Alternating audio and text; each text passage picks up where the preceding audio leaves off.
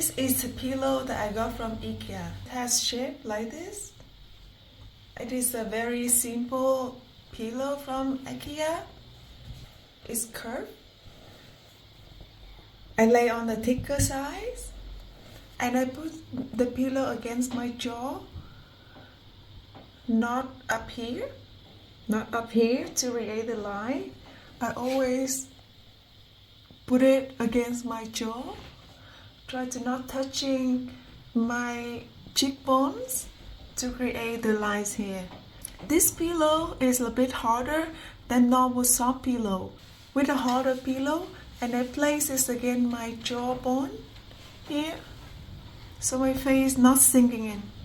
It stays right here, and also I'm using my hand. This is how I sleep.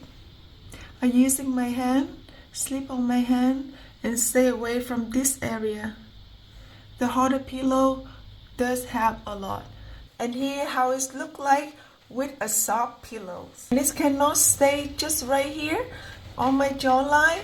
My whole face will sink in like this.